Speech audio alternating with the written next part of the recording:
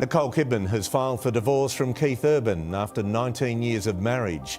Keith and Nicole's shocking $325 million split that rocked the movie and music worlds. Now we're tracing the clues. We have such a strong, deep bond and love. What happens when 18... After nearly 2 decades of picture-perfect love, the fairy tale is over. Nicole Kidman, Hollywood's timeless queen, has officially filed for divorce from country superstar Keith Urban after 19 long years of marriage. The news dropped like a thunderclap across the entertainment world, sending shockwaves through both the film and music industries. They weren't just a couple. They were an empire, worth a staggering $325 million. Behind the glitz, whispers began to grow louder. Rumors of betrayal, buried secrets, and a clause so ruthless it could rewrite divorce history. As fans gasped in disbelief, the once perfect pair who graced red carpets hand in hand are now facing off in what's being called one of the most expensive Hollywood breakups of all time. It all began in 2005, a star-studded gala in Los Angeles where fate played its hand. Nicole, fresh off her critically acclaimed roles, met Keith Urban, the charming Australian country singer whose music was lighting up Nashville. Sparks ignited instantly. Their chemistry was undeniable, the kind that draws flashbulbs and headlines. Within months, the two were inseparable, whispered about in magazines, adored by fans, and blessed by Hollywood's elite. By 2006, the couple sealed their love in a breathtaking Sydney wedding, surrounded by candlelight, choirs, and tears of joy. The world called them unbreakable. For Nicole, it was redemption after the heartbreak of her Tom Cruise era. For Keith, it was a new beginning. Love, fame, and family all rolled into one dazzling dream. But beneath the glitter, trouble was brewing. Only 4 months after their vows, the façade began to crumble. Keith Urban checked himself into rehab for cocaine and alcohol addiction, shaking the foundation of their brand-new marriage. It could have ended right there. Another Hollywood heartbreak, another broken headline. But Nicole didn't leave. Instead, she called it a test of love. She stood by him through therapy, through public scrutiny, through every relapse rumor that surfaced. Fans saw her as a symbol of grace and loyalty, the wife who refused to give up. But behind the scenes, something else was being written, a legal safeguard known as the cocaine clause. If Keith ever relapsed, Nicole would be entitled to everything: the houses, the assets, the wealth. Love mixed with law, compassion laced with control. What looked like devotion from the outside was, in truth, a contract of survival. For years, it seemed they'd conquered the odds. Keith stayed sober, Nicole flourished in her acting career, and together they raised 2 beautiful daughters, Sunday Rose and Faith Margaret. They attended red carpets, award shows, charity galas, hand in hand, glowing, untouchable. But insiders now claimed those smiles masked growing cracks. Keith's constant touring left Nicole feeling isolated, while her long filming schedules pulled her further away from their Nashville home. By 2023, rumors of distance and emotional fatigue had taken over tabloids. Friends whispered that they were living parallel lives. Then came 2025, and the explosion no one saw coming. Nicole filed for divorce in what insiders call a calculated but heartbreaking move. The reason? Allegations of a new woman and the reemergence of old habits. Together, Nicole and Keith didn't just build a marriage, they built a real estate empire. From Nashville to Sydney to Beverly Hills, they owned 11 luxury properties valued at over $56 million. Each one symbolized a milestone. Their $9 million Nashville mansion, a haven of Southern charm. Their $6.5 million Manhattan penthouse overlooking Central Park. Pure prestige.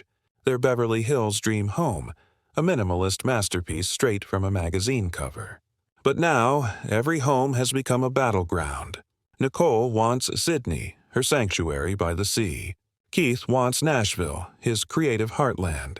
Even financial experts say their property portfolio outperformed entire hedge funds. Every wall, every acre, now represents emotional history, and millions of dollars at stake. The prenup, drawn up in 2006, was hailed as one of the toughest in showbiz. Hidden deep within its pages, the cocaine clause. It wasn't just a precaution.